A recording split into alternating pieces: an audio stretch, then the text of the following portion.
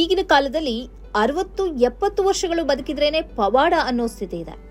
ಯಾವಾಗ ಹೃದಯಘಾತವಾಗುತ್ತೆ, ಯಾವಾಗ ಕಾಯಿಲೆ ಬರುತ್ತೆ ಎಂದು ಹೇಳಲಾಗದ ಸ್ಥಿತಿ ಇದೆ.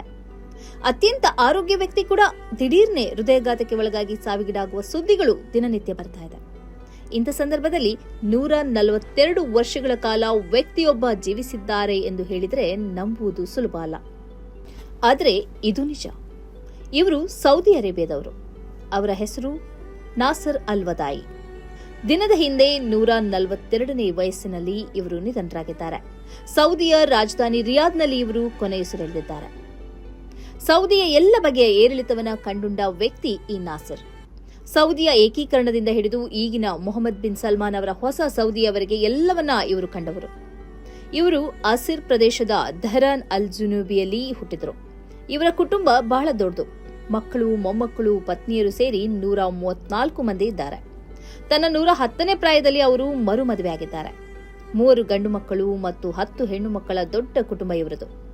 90 ವರ್ಷದ ಮಗಳು ಸೇರಿದಂತೆ 4 ಹೆಣ್ಣು ಮಕ್ಕಳು ಮತ್ತು ಓರ್ವ ಮಗ ಈಗಾಗಲೇ ಮೃತಪಟ್ಟಿದ್ದಾರೆ. King Abdullah Aziz bin Saud ಅವರಿಂದ ತೊಡಗಿ ಸೌದಿಯ ಹೆಚ್ಚಿನೆಲ್ಲ ರಾಜರುಗಳೊಂದಿಗೆ ನೇರವಾಗಿ ಮಾತನಾಡಿದ ವ್ಯಕ್ತಿ ಇವರು. ದೊರೆ ಅಬ್ದುಲ್ಲಾ ಅವರು 1 ಲಕ್ಷ ರಿಯಾಲ್ ಉಡುಗೊರೆಯನ್ನ ನೀಡಿ ಇವರನ್ನ ಗೌರವಿಸಿದ್ದರು. ಬದುಕಿನ ಉದ್ದಕ್ಕೂ ಧಾರ್ಮಿಕ ಶ್ರದ್ಧೆಯಿಂದ ಬದುಕಿದವರು. ಮಾತ್ರ ಅಲ್ಲ, ಮೌಲ್ಯಗಳ ಬಗ್ಗೆ ಅತಿಯಾಗಿ ಜಾಗರೂಕತೆಯನ್ನ ಪಾಲಿಸಿದವರು. ಇವರು 40 ಬಾರಿ ಹಜ್ ನಿರ್ವಹಿಸಿದ್ದಾರೆ.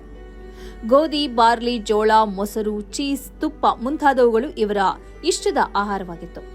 ಯಮನ್ ಮತ್ತು ಸೌದಿಯಲ್ಲಿ ಉದ್ಯಮವನ್ನ ನಡೆಸುತ್ತಿದ್ರು. ಅದುವೇ ಅವರ ಆರ್ಥಿಕ ಬಂಡವಾಳವಾಗಿತ್ತು. ಅಲ್ಲದೆ ಕುಟುಂಬದಲ್ಲಿ ಯಾವುದೇ ತರ್ಕ, ವಿವಾದ ಉಂಟಾದರೂ ಅದನ್ನ ಪರಿಹರಿಸುವುದು ಇವರೇ ಆಗಿದ್ದರು. ಆ ಕಾರಣಕ್ಕಾಗಿ ಕುಟುಂಬದಲ್ಲಿ ಅತೀವ ಗೌರವವನ್ನ ಪಡೆದಿದ್ರು.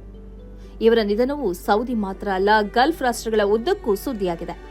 ಸೌದಿಗೆ ಸಂಬಂಧಿಸಿ ಅತಿ ಹಿರಿಯ ವ್ಯಕ್ತಿಯಾಗಿ ಗುರುತಿಸಿಕೊಂಡಿದ್ದ ನಾಸರ್ ಅವರನ್ನ ರಿಯಾದ್ನ ಸಮಾಧಿ ಸ್ಥಳದಲ್ಲಿ ಅಂತ್ಯ ಸಂಸ್ಕಾರ ನೆರವೇರಿಸಲಾಗಿದೆ. ಸ್ನೇಹಿತರೆ, ನಿಮ್ಮ ಅದ್ಭುತ ಬೆಂಬಲದಿಂದ ಸನ್ಮಾರ್ಗ ನ್ಯೂಸ್ ಚಾನೆಲ್ ಈಗ 2 ಲಕ್ಷ ಸಬ್ಸ್ಕ್ರೈಬರ್ಗಳನ್ನು ದಾಟಿದೆ. ಇದು ನಮ್ಮ ಯಶಸ್ಸಲ್ಲ, ಇದು ನಿಮ್ಮ ಯಶಸ್ಸು.